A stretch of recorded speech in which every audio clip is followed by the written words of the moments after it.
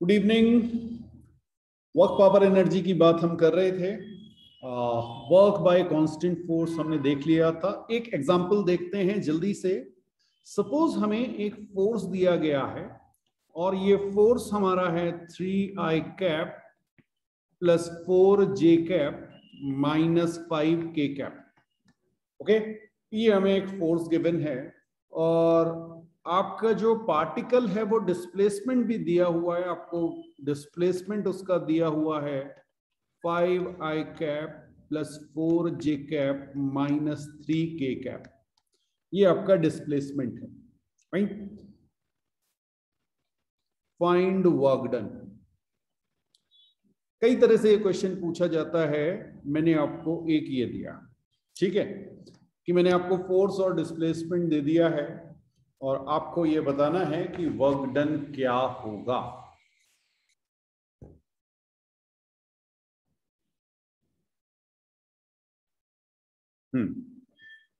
तो सबसे पहले क्या चेक करना है, ये फोर्स कांस्टेंट है या वेरिएबल है।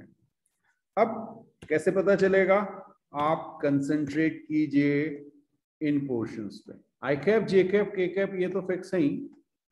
3 4 5 ये तो कभी चेंज नहीं होंगे। प्लस माइनस ये साइन देख लीजिएगा उसके, ठीक है। तो ये तो टाइम के साथ चेंज नहीं होंगे ना, नंबर है, फिक्स नंबर है। हाँ, अगर 3t लिखा होता या 3x लिखा होता तो वो वेरिएबल हो जाता। तो यहाँ पे कांस्टेंट फोर्स है। कांस्टेंट फोर्स का मतलब जो मेरा वर्क डन होगा वो मैं सिंपली कह सकता हूं F डॉट S। दोनों का डॉट प्रोडक्ट ले लूंगा और डॉट प्रोडक्ट जैसे ही लूंगा क्या कहूंगा,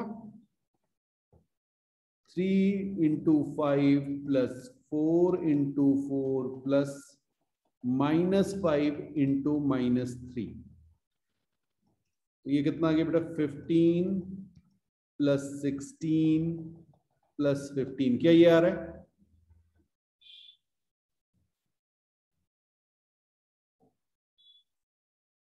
चेक कर लीजिए, चेक कर लीजिए।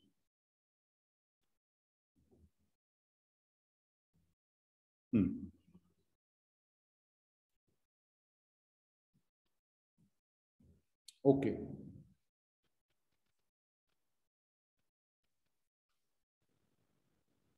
तो अगर हम टोटल वर्क डन देखें तो 15 15 30 46 जूल हमारा आंसर आना चाहिए। ठीक है, इस तरह के बहुत सारे क्वेश्चंस आपको मिल सकते हैं। अब यहीं पर एक और चेंज हो जाता है। देखिए, कई बार आपको फोर्स, मान लीजिए मैंने सेम दे दिया फोर्स, मैंने आपसे कहा, इसी का सेकंड पार्ट ले रहे हैं। फोर्स मैंने आपसे कहा 3i cap plus 4j cap minus 5k cap. ये हमारा फोर्स लग रहा था, अगेन कांस्टेंट फोर्स है। अब वो आपसे कहेगा बॉडी डिस्प्लेस्ड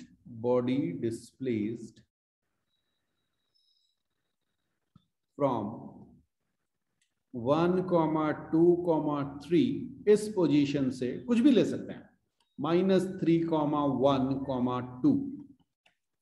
ओके, तो ये आपका पोजीशन 1 है, इनिशियल पोजीशन भी आप इसे कह सकते हैं, पोजीशन इनिशियल, और ये आपकी फाइनल पोजीशन। ठीक है, अब बेटा आपका डिस्प्लेसमेंट क्या हो गया? तो डिस्प्लेसमेंट आपका वेक्टर एस जो आएगा वो क्या आएगा, देखिएगा, -3 -1 I cap, x final minus x initial I cap plus 1 -2 J cap plus 2 -3 के कैप। ये बात अगर आपको समझ में आई तो फिर आगे बढ़ते हैं। मैंने आपसे कहा ये इनिशियल, ये फाइनल, तो फाइनल माइनस इनिशियल यही तो आपका डिस्प्लेसमेंट होता है। आप इसको ऐसे भी लिख सकते थे। किसी ने कहा सर मेरी फाइनल जो पोजीशन है वो है -3i cap plus J cap plus 2k cap. ठीक है, ये फाइनल पोजीशन। और इनिशियल पोजीशन क्या थी, I cap plus 2j cap plus 3k cap. और फाइनल में से इनिशियल पोजीशन को सब्ट्रैक्ट कर दीजिए तो मेरा डिस्प्लेसमेंट आ गया। ठीक है, तो ये मेरा आ गया -4i कैप माइनस जे कैप माइनस के कैप। यहां पे भी देखिए यही आ रहा होगा, -4i कैप माइनस जे कैप माइनस के कैप। तो अब आपको यहां पर डिस्प्लेसमेंट जो दिया वो डायरेक्ट एस वेक्टर ना देके आपको दो पोजीशन दे दी जाएंगी और उनसे आपको डिस्प्लेसमेंट कैलकुलेट करना होगा। ठीक है, तो वर्क डन क्या आ जाएगा बेटा? वर्क डन फिर से आपका हो जाएगा 3 इंटू -4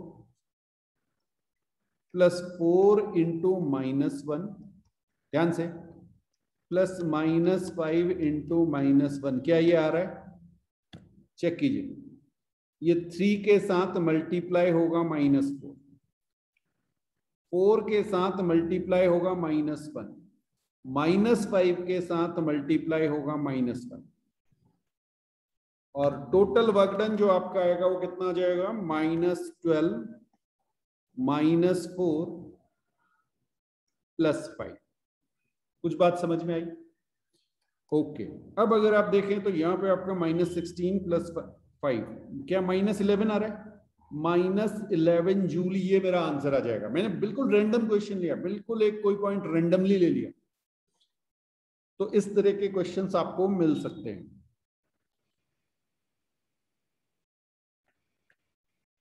हेडिंग डालिएगा बेटा, work done by spring force, work done by spring force.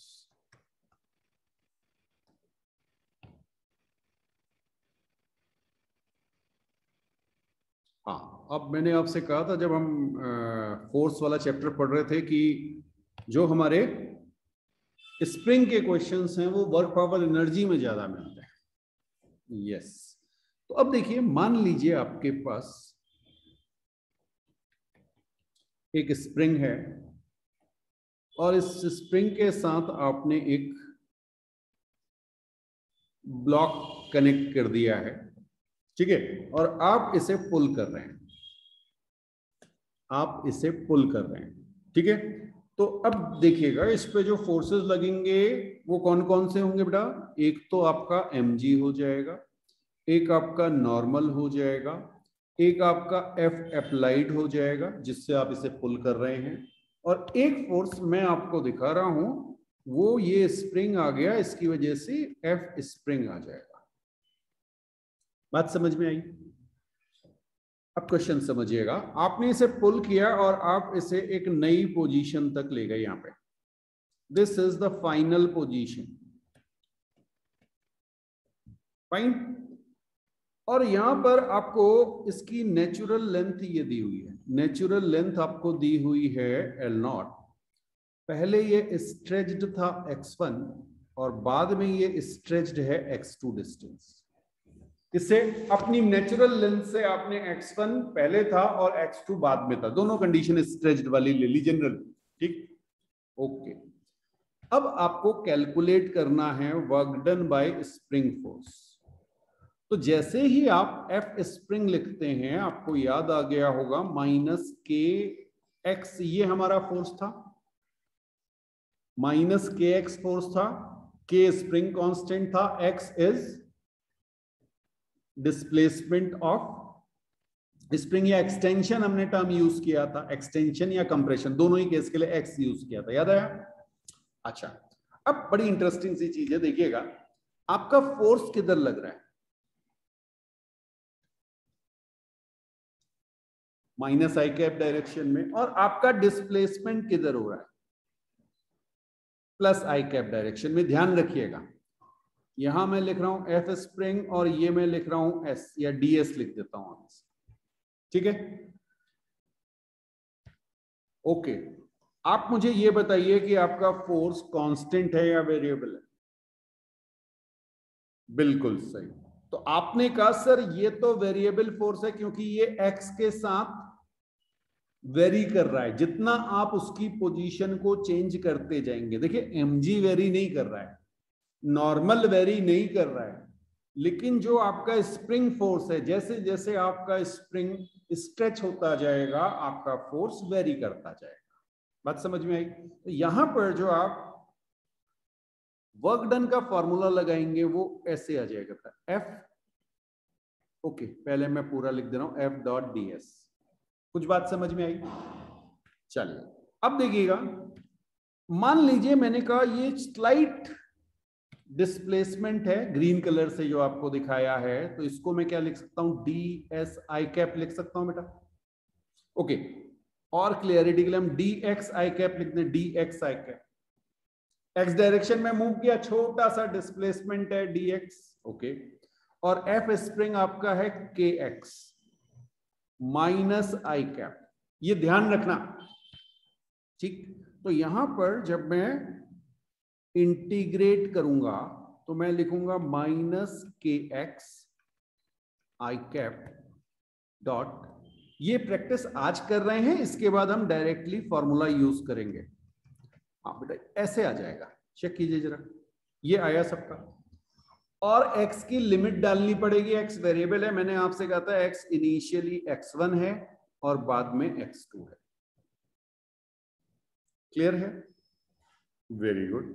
तो अब अगर आप देखें तो एक माइनस साइन था, इसको हमने बाहर ले लिया, ये मेरा आ गया के x D x, I cap dot I cap कितना हो गया 1, और यहां पे लिमिट आ गई x1 से x2। के कांस्टेंट है, स्प्रिंग कांस्टेंट है, ठीक है, तो कांस्टेंट है तो ये इंटीग्रेशन से बाहर आ जाएगा, माइनस के इंटीग्रेशन x से dx, ये इंटीग्रेशन सबको आता है, बिल्कुल सही बात आपकी, माइनस के एक्स स्क्वायर बाई 2 आ जाएगा, लिमिट आपकी आ जाएगी x1 से x2। तो आज के बाद हमेशा फॉर्मूला याद रखेंगे, work done by spring force, work done by spring force is equal to minus half K x square limit x initial to x final. याद रहेगा? हाँ, बार बार आपको इंटीग्रेट करके शो करने की जरूरत नहीं है, ये फॉर्मूला याद रखिए, प्रैक्टिस इसकी कराते हैं, अभी आपको कराते हैं, चिंता मत कीजिए। मान लीजिए मैंने आपसे कहा कि ये मेरे पास एक ब्लॉक है, ये मीन पोजीशन है, यानी इस समय मेरा स्प्रिंग स्ट्रेच्ड नहीं था। थोड़ी देर के बाद आप इसे स्ट्रेच करके इस पोजीशन पे ले गए और ये आपका लेट से 10 सेंटीमीटर स्ट्रेच हो गया, बहुत ध्यान से, ठीक है। तो आप मुझे बताएंगे, हाँ के की वैल्यू भी दे देंगे, चिंता मत कीजिए, के की वैल्यू लेट से मैंने आपको दिया 100 न्यूटन पर मीटर, ये दे दिया, चलिए के की वैल्यू दे दिया, ठीक है। ओके, आपको बताना है work done by spring force, total नहीं कह रहा हूं मैं, केवल work done by spring force कह रहा हूं, work done by spring force from stretching the spring from mean position to 10 centimetre ahead. Okay, अब सबसे पहले क्या करना है, x1 की वैल्यू 0, क्यों? मीन पोजीशन पे कोई ना तो एक्सटेंशन था ना कोई कंप्रेशन था, तो x1 की वैल्यू 0 आ गई। बात समझ में आई? ये पोजीशन से ही आप इसको आप एक तरह से ओरिजिन ट्रीट कर लेंगे, 0,0, ठीक है। अगर पॉजिटिव गया तो प्लस लेना है, नेगेटिव गया तो माइनस लेना है, और x2 क्या आ जाएगा, 10 सेंटीमीटर है, मीटर में कन्वर्ट करेंगे तो 0.1 आ जाएगा। किसी तरह का कोई डाउट? ओके, अब आप कहेंगे minus half K x square, limit कहां से कहां बेटा, 0 से 0.1, ठीक है। चलिए अब इसमें वैल्यू रखें, माइनस हाफ इंटू के की वैल्यू 100, 0.1 होल स्क्वायर, ये हमने रख दिया, माइनस नेक्स्ट वाले में x 0 रखेंगे तो 0 आ जाएगा पूरी में। तो आपका जो वर्क डन आया वो आपका आ गया -50 इंटू 10⁻⁻², या -0.5 आ रहा है, चेक कर लो बेटा, -0.5 जूल, मुझे तो ये लग रहा है। 0.1 का स्क्वायर किया तो 0.01 आ गया, 0.01 इंटू 100 किया तो 1 आ गया, और -1/2 या -0.5 जूल, ये हमारा आंसर आ गया। कुछ बात समझ में आई? अब ऐसा क्यों हुआ? अपने आप आपका साइन आ जाएगा नेगेटिव, ठीक है, था क्या बेटा, फोर्स इधर लग रहा था, आपका डिस्प्लेसमेंट यहां से अपोजिट डायरेक्शन में था, तो आपका वर्क डन नेगेटिव आ गया। ठीक है, अब मैंने आपसे कहा कि आपने इसी सेम केस को लेना है, सेम स्प्रिंग है, इनिशियल पोजीशन आपकी 10 सेंटीमीटर स्ट्रेच्ड है और फाइनल पोजीशन आपकी मीन पोजीशन है। वर्क डन बताना है, ठीक। ये x1, x2, xi, xf इसको समझिए। तो x इनिशियल आप कहेंगे 0.1 और x फाइनल आप कहेंगे 0। बात समझ में आई कुछ? चलिए, तो work done by spring force क्या लिखेंगे? -12 kx²। सबसे आसान तरीका मैंने आपको बताया है, इससे आसान कुछ नहीं होता। फिर आप याद करेंगे इसमें माइनस लेते हैं, इसमें पॉजिटिव लेते हैं, कुछ याद नहीं करना। आपको सिर्फ ये याद रखना है कि मेरा जो work done by spring force है वो -12 kx² है और x इनिशियल से x फाइनल पोजीशन आपको डाल देनी है। तो इनिशियल क्या थी? 0.1, फाइनल क्या थी? 0। यहाँ पे आप देखेंगे तो आपका आंसर आएगा 0 minus of half into 100 into 0.1 whole square. तो ये आपका +0.5 जूल, +0.5 जूल आ गया। बात समझ में आई? क्यों ऐसा क्यों हुआ? जिधर फोर्स लग रहा था डिस्प्लेसमेंट भी, ये आपकी एक्सट्रीम पोजीशन थी, यहाँ पे आपकी मीन पोजीशन थी। जिस डायरेक्शन में फोर्स था उसी डायरेक्शन में आपका ब्लॉक मूव कर गया। सो इक्वेशन है आपके पास, work done by spring force in stretching a spring from 0 centimetre to 10 centimetre and 10 centimetre to 20 centimetre. ठीक है, दो केसेस हैं, तो केस 1 की बात करते हैं। Fine, case 1। अब देखिए सीधे सीधे आपको फॉर्मूला क्या यूज करना है। आपने कहा सर वर्क डन जो होता है वो -12 kx² होता है और आपकी जो लिमिट है वो आपकी आ गई 0 से लेके 0.1। 10 सेंटीमीटर का मतलब 0.1 मीटर। ये कन्वर्जन जरूर कर लीजिएगा बेटा, नहीं तो आपका आंसर गलत हो जाएगा। अब यहाँ पे आप देखेंगे तो -12 इंटू 1000 इंटू 0.1 होल स्क्वायर और -0 x0 रखेंगे तो 0 आ जाएगा। तो यहां से आपका पहला जो आंसर आएगा वो आएगा आपका 500। ठीक है, 500 मल्टीप्लाइड बाय 0.01 कर ले तो -5 जूल आया। ये बात समझ में आई? -5 जूल आएगा। ठीक है, अब केस 2 होगा तो क्या होगा जरा देखें।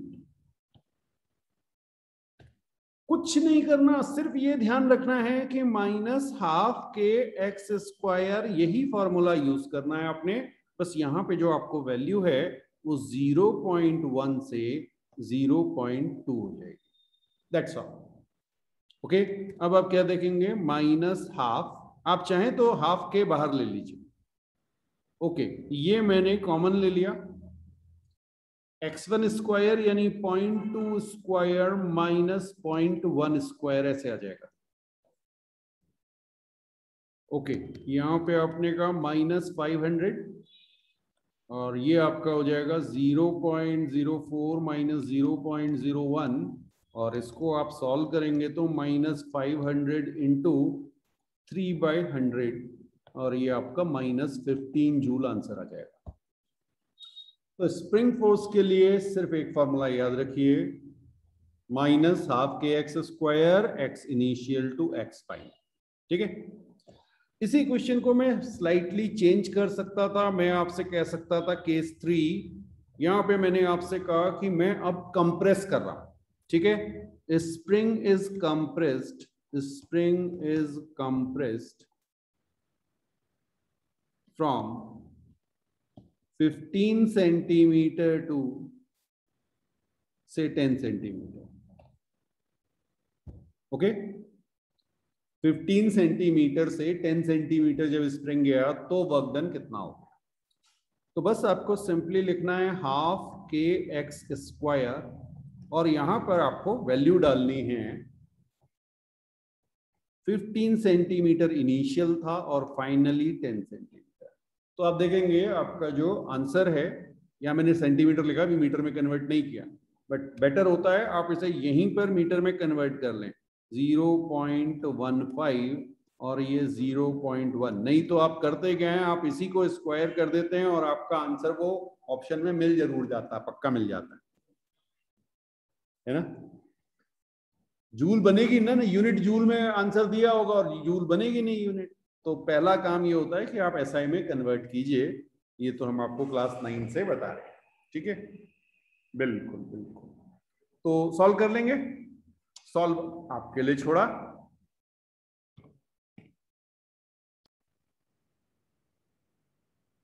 नेक्स्ट क्वेश्चन में एक पुली के अक्रॉस 2 kg और 3 kg के ब्लॉक आपने हैंग किए हुए हैं और ये आपका ग्राउंड रहा बेटा, ठीक है, हाँ हवा में लटका हुआ है बिल्कुल। अब आपने ऑब्वियसली यहाँ पे 3 kg वाला नीचे आ रहा होगा, ठीक है, तो ये 3 kg वाला जब 1 मीटर डाउन आ जाएगा, ये मैंने आपको दे दिया 1 मीटर डाउन, ठीक, तो आपको बताना है work done by gravity, work done by gravity and work done by tension. अब जरा समझिएगा, यहां पे 2 ब्लॉक है, तो ग्रेविटी जो है वो 2 kg पे भी वर्क करेगी और 3 kg पे भी वर्क करेगी। अभी तक इससे पहले के जितने एग्जांपल्स हमने देखे थे उसमें हमारे पास एक सिंगल ब्लॉक था, हम उस पर वर्क डन कैलकुलेट कर रहे थे। अब हम क्या चाह रहे हैं, हम कह रहे हैं वर्क डन बाय ग्रेविटी, और हमने आपको एक सिस्टम दिया हुआ है, इस सिस्टम में आपके पास 2 ब्लॉक हैं 3 kg एंड 2 kg। तो जब आप बात करेंगे वर्क डन बाय ग्रेविटी, तो work done by gravity on 2 kg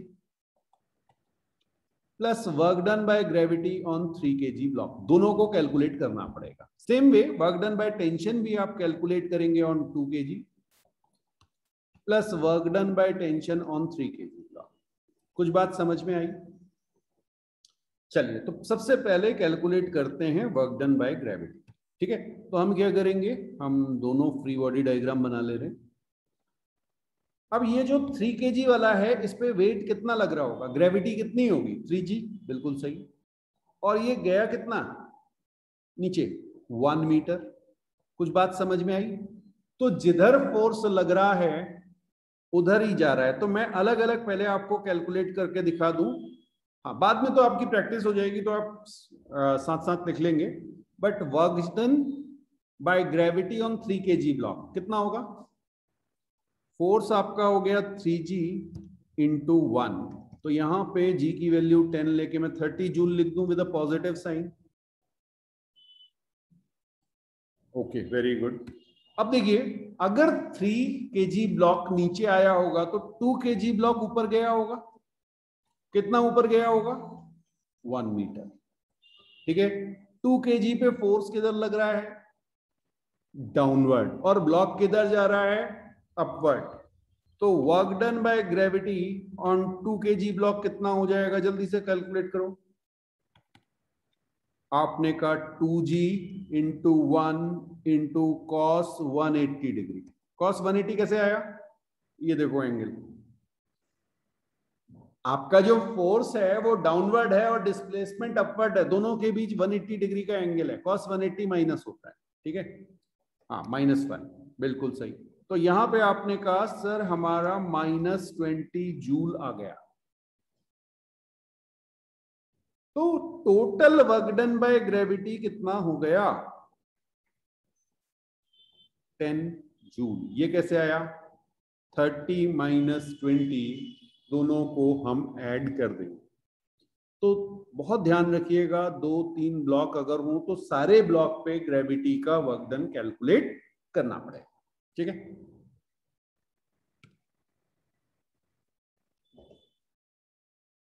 अब बेटा बात करेंगे वर्क डन बाय टेंशन, ठीक है। तो फिर से हम फ्री बॉडी डायग्राम जब बनाएंगे तो अब हम केवल, क्योंकि हमें टेंशन में इंटरेस्ट है तो हम टेंशन दिखाएंगे। टेंशन T 3 kg ब्लॉक में अपवर्ड लग रहा होगा और 3 kg वाला ब्लॉक डाउनवर्ड मूव किया है 1 मीटर। 2 kg वाले ब्लॉक में टेंशन T अपवर्ड लग रहा होगा और ये 1 मीटर अपवर्ड डायरेक्शन में मूव किया है कौन, 2 kg ब्लॉक। हाँ, अभी आपको बाकी फोर्सेस दिखाने की जरूरत नहीं है, आप दिखाना चाहें तो गलत नहीं होगा, लेकिन क्योंकि हमें इंटरेस्ट किसमें है, वर्क डन बाय टेंशन, तो हम केवल टेंशन दिखा रहे हैं। ठीक है, ओके। अब 2 kg और 3 kg दोनों पे कैलकुलेट करना होगा, क्योंकि टेंशन तो दोनों पे लग रहा है।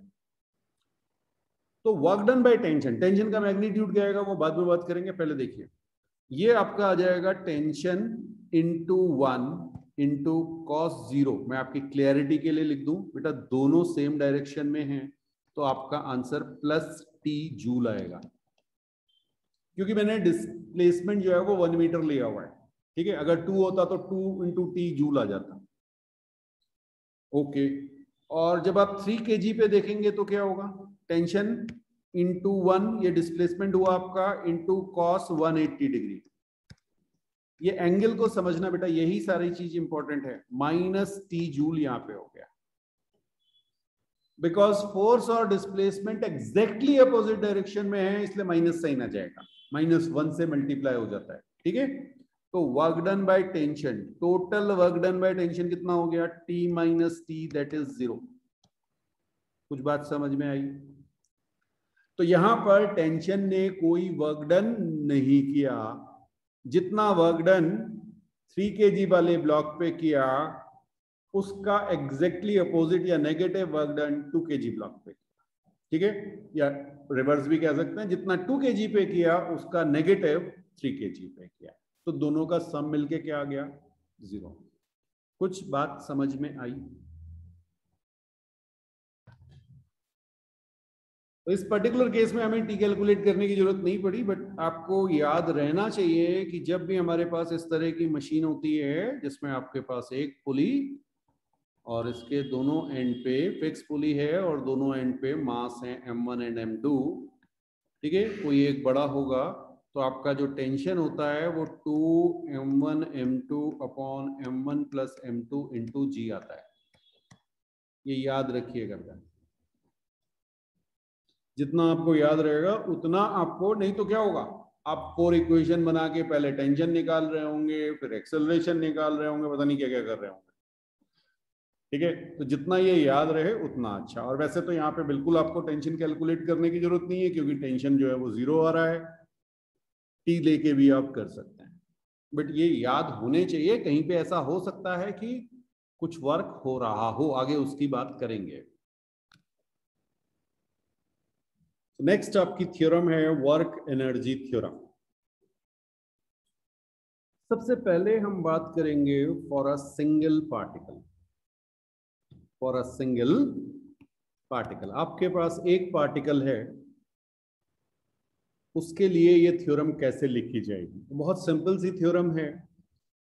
किसी भी पार्टिकल में जो भी वर्क डन होता है, जितने फोर्सेस आपने पढ़े हैं उन सारे फोर्सेस से आप वर्क डन कैलकुलेट कर लीजिए।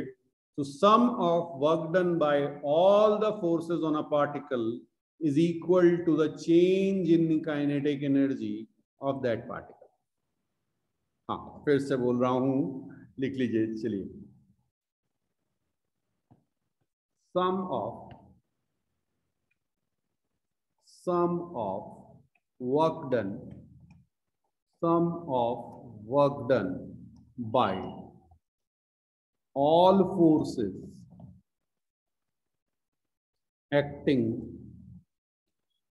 on a, आप पार्टिकल भी कह सकते हैं, कोई बॉडी है तो बॉडी भी कह सकते हैं, मैं पार्टिकल लेके चल रहा हूं क्योंकि मैंने स्टार्टिंग में पार्टिकल ही लिया। ठीक है, अच्छा एक चीज चाहे तो आप ब्रैकेट में यहाँ पे ये टर्म यूज कर लीजिए कई बार, in any frame.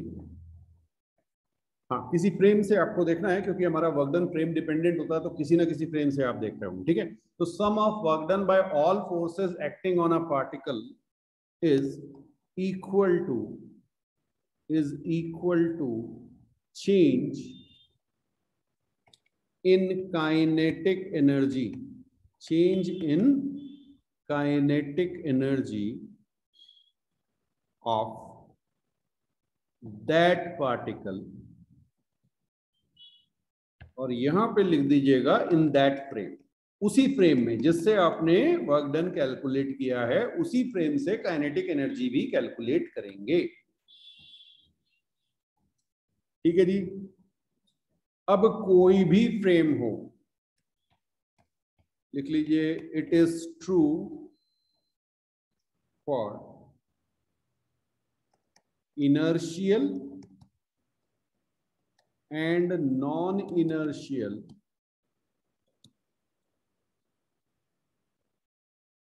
Frames. Okay okay. एक चीज का ध्यान रखिएगा कि जब आप नॉन इनर्शियल फ्रेम में लें तो आप स्यूडो फोर्स को इंक्लूड करेंगे, इंक्लूड स्यूडो फोर्स। तो mass of body multiplied by acceleration of frame in opposite direction, ये एक एडिशनल फोर्स आपको लगाना पड़ेगा। तो उससे भी स्यूडो फोर्स से भी वर्क डन कैलकुलेट करिएगा। ठीक है, वैलिड अप्लाई कर सकते हैं आप, बट बेटर होता है कि आप इसे हमेशा कहां से देखें, इनर्शियल फ्रेम्स। यस, ठीक है।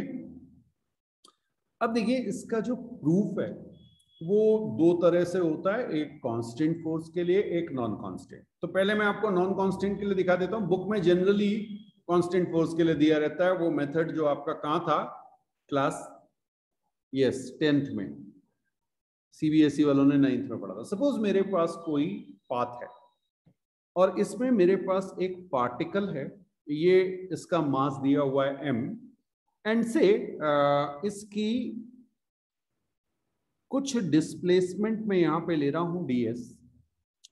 हाँ, ये डिस्प्लेसमेंट छोटा सा है ds in short time interval, तो मैं इसे वेलोसिटी के डायरेक्शन में ले रहा हूं। ठीक है, और बहुत ही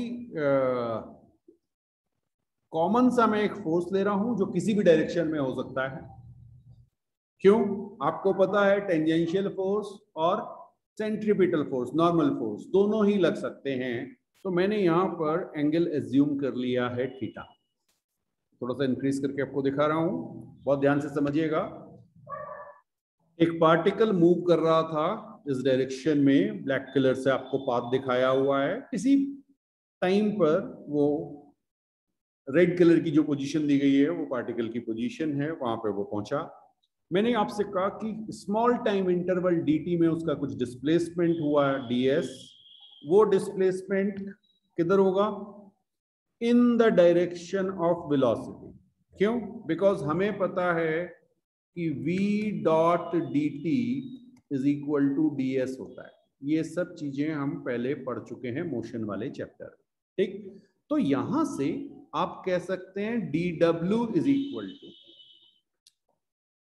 वेरिएबल फोर्स है तो F डॉट ds।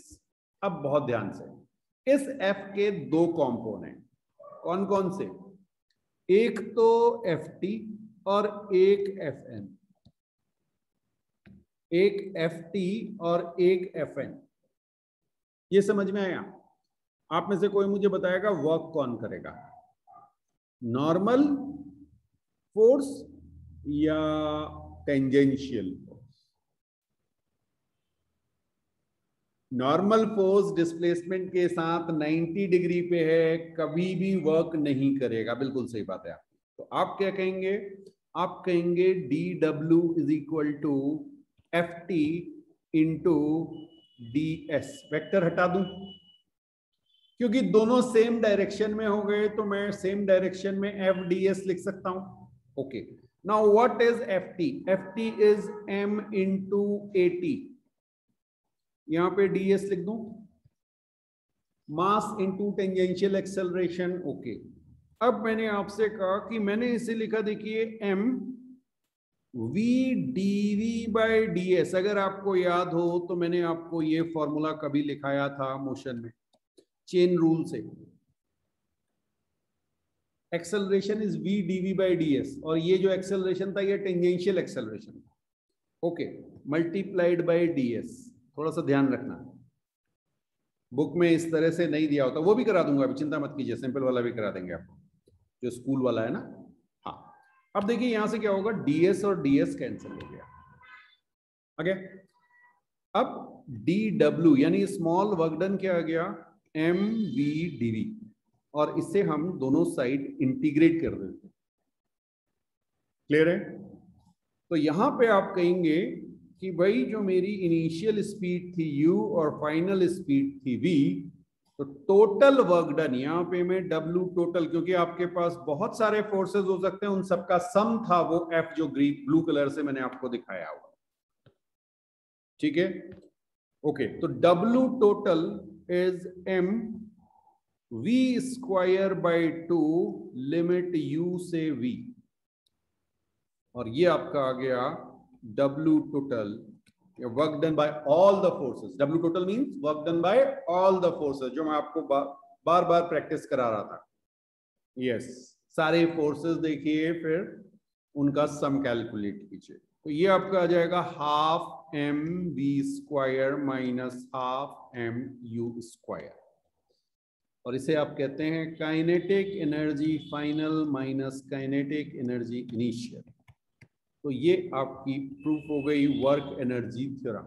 आप कह सकते हैं work done by all forces is equal to change in kinetic energy.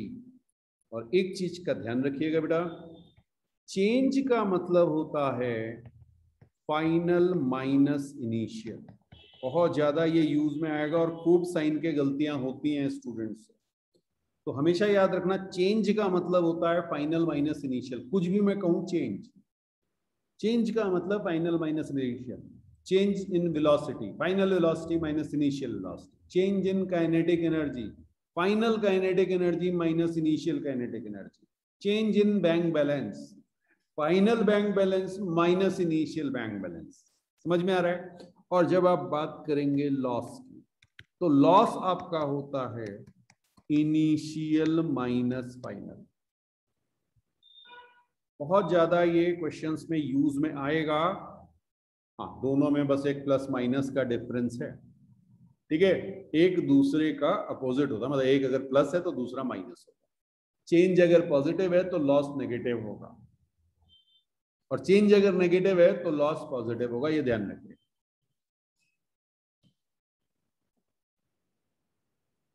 अब बेटा इसको अगर आपको f जो है वो कांस्टेंट दे दिया, ठीक है, आपने कहा f कांस्टेंट, तो f is equal to ma लिखेंगे, और आपको ये पता चल गया कि a भी मेरा कांस्टेंट है। ये स्पेशल केस आ गया। अब आपने कहा सर जो work done by all the forces is equal to, हम f इंटू एस कह सकते हैं, f इंटू, या ऐसे लिख लो f डॉट एस लिख लो, कोई बात नहीं। ठीक है, हाँ, वहां वेक्टर साइन वो लिखते ही नहीं, तो वो क्या कहेंगे, m a dot s. Okay, अब अगर आपको याद हो तो हमारी जो थर्ड इक्वेशन थी v² is equal to u² plus 2a dot s, ये थी। और यहां से आप a डॉट एस की वैल्यू लिख सकते हैं v² माइनस u²/2। समझ में आया? तो आप क्या लिखेंगे, work done by all the forces is equal to m v² minus u²/2, और ये आपका हो गया 12 mv² minus 12 mu², that is your work done. और ये आपका होता है चेंज इन काइनेटिक एनर्जी। तो ये भी मेथड ठीक है, बट प्लीज ध्यान रखिएगा ये केवल ट्रू किसके लिए है, when f is constant। आप हर केस के लिए इसे इस वे में नहीं लिख सकते। ठीक है, तो बिल्कुल आप इसे नोट कीजिए, फिर आगे बात करते हैं। तो एक बेटा एग्जांपल दिख रहे हैं, एग्जांपल लिखिएगा, a particle of mass 100 gram is throne. हाँ बिल्कुल सिंपल सा क्वेश्चन है, और मेथड से भी हो सकता है। Is thrown vertically upward with velocity say 10 metre per second होता है, 10 मीटर पर सेकेंड, इजी रखते हैं।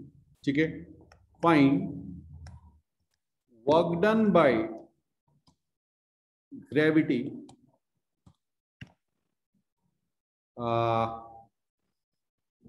During the particle's upward motion, ठीक है, and also calculate the height, also calculate the height reached by particle, maximum height करनी, maximum height reached by the particle, ठीक है।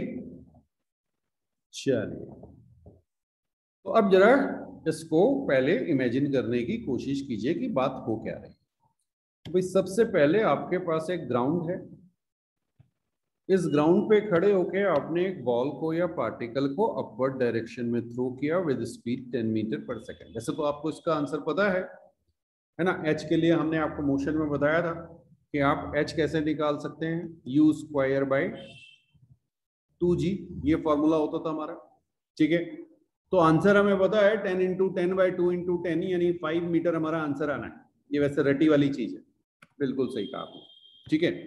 हाँ, लेकिन हमें यहां पर अप्लाई करना है क्या, वर्क एनर्जी थ्योरम। अब बहुत ध्यान से समझिएगा, जब ये पार्टिकल यहां पर है तो इसमें फोर्सेस कितने लग रहे हैं, कितने फोर्सेस लग रहे हैं जब ये हवा में है, ये बता दीजिए बस मुझे। जब ये पार्टिकल को आपने थ्रो कर दिया है तो इस पे कितने फोर्सेस लग रहे हैं। देखिए मैंने आपसे बार बार कहा है, आपको केवल 5 फोर्स कंसीडर करने होते हैं। हाँ, तो पहला आपका होता है वेट, यहां पर वेट होगा, ठीक है। क्या नॉर्मल होगा, अरे वो हवा में है, किसी के कांटेक्ट में नहीं है तो नॉर्मल नहीं होगा, ठीक है। जब नॉर्मल नहीं तो फ्रिक्शन नहीं होगा, अरे कांटेक्ट ही नहीं है, फ्रिक्शन के लिए भी कांटेक्ट का होना जरूरी और नॉर्मल का होना भी जरूरी। समझ में आया। कोई रोप नहीं है तो कोई टेंशन नहीं है, और कोई स्प्रिंग नहीं है इसलिए कोई स्प्रिंग फोर्स नहीं है, तो केवल एक फोर्स है, ग्रेविटी। बात समझ में आ गई। ओके, तो ग्रेविटी का फोर्स लग किधर रहा है, डाउनवर्ड। तो ये हमने इस पे दिखाया mg, और इसका डिस्प्लेसमेंट किधर है बेटा, ऊपर है। लेट से ये डिस्प्लेसमेंट h है। तो मैंने आपसे कहा था वर्क डन बाय ग्रेविटी को कैसे लिखना है, mgh। नीचे गया तो पॉजिटिव, ऊपर गया तो नेगेटिव, पार्टिकल ऊपर गया इसलिए वर्क डन बाय ग्रेविटी क्या आ गया, -mgh। कितनों को यह बात समझ में आई। और यहां पर केवल एक फोर्स है तो टोटल वर्क डन जो है वो मेरा -mgh हो जाएगा, ठीक। अच्छा, अब देखिए क्या होगा, -mgh is equal to change in kinetic energy. Change in kinetic energy ये क्या हो जाएगा, ½ m v square minus ½ m u square, ऐसा लिखेंगे। अच्छा, यहाँ पे v क्या है जल्दी से बता दो, v यहाँ वाली वेलोसिटी, v 0 है, बिल्कुल ठीक। और u कितनी है, 10 मीटर पर सेकेंड। बात समझ में आई। तो आपने क्या किया, आपने कहा सर ये तो ½ इंटू m इंटू 0, पहला वाला टर्म 0 आ गया, माइनस ½ इंटू m। देखिए मैंने मास नहीं दिया, मैंने आपको मास नहीं दिया, फिर भी वो आ जाएगा आंसर, क्योंकि मास का कोई रोल ही नहीं है यहाँ पे। u स्क्वायर कितना था, 10 स्क्वायर, ठीक है।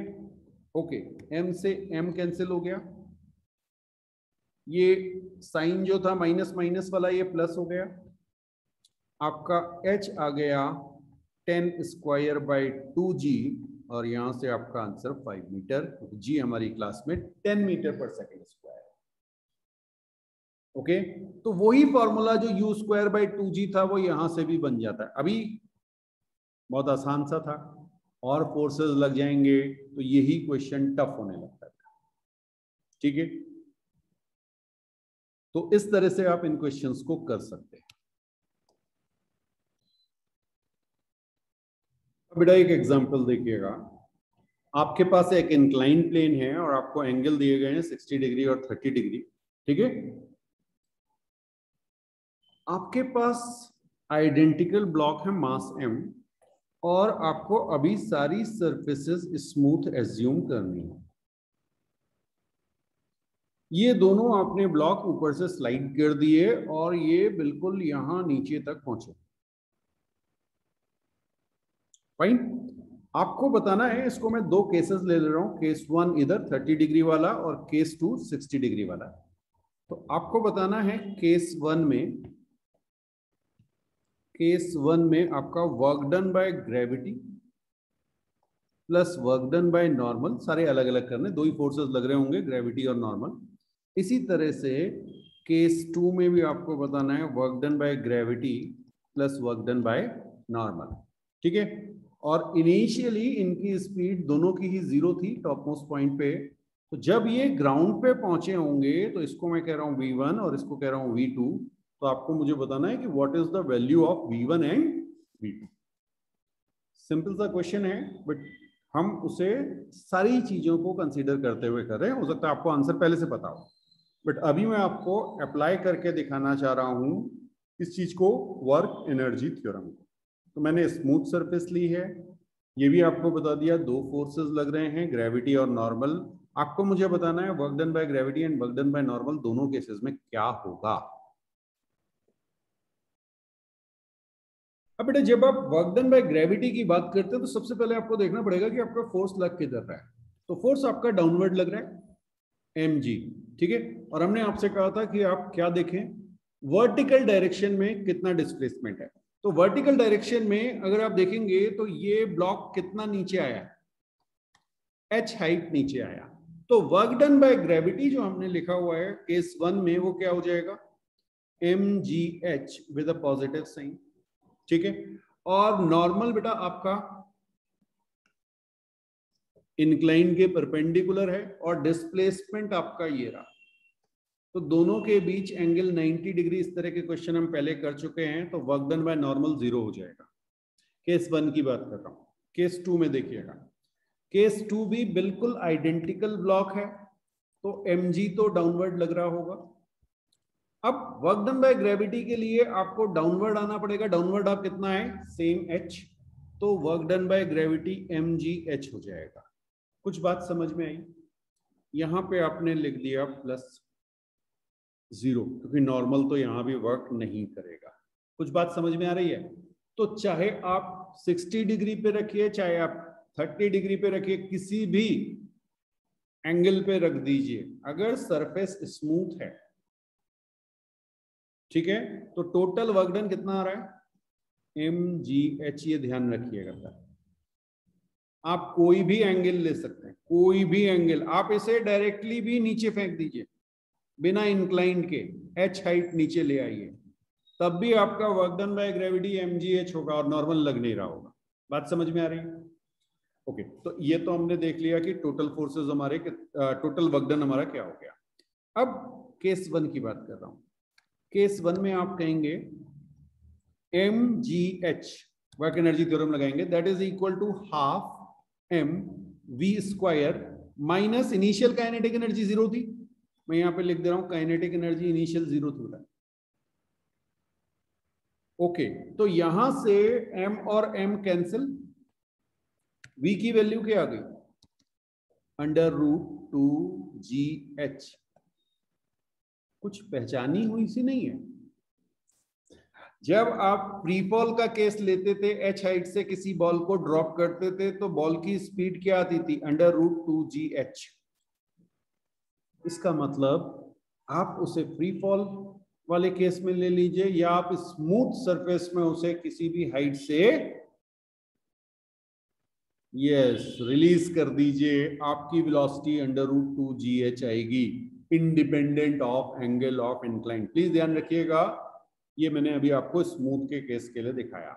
रफ वाला केस नेक्स्ट क्लास में देखेंगे, ठीक है। तो इनको समझिएगा, समझने की कोशिश कीजिएगा। कोई डाउट है तो बिल्कुल मुझे भेज दीजिए। और वर्क एनर्जी थ्योरम की शुरुआत हो गई। सबसे ज्यादा एप्लीकेशन इसका होता है, बहुत प्यारे प्यारे क्वेश्चंस और बहुत आसान क्वेश्चंस इस पे आपको मिलेंगे।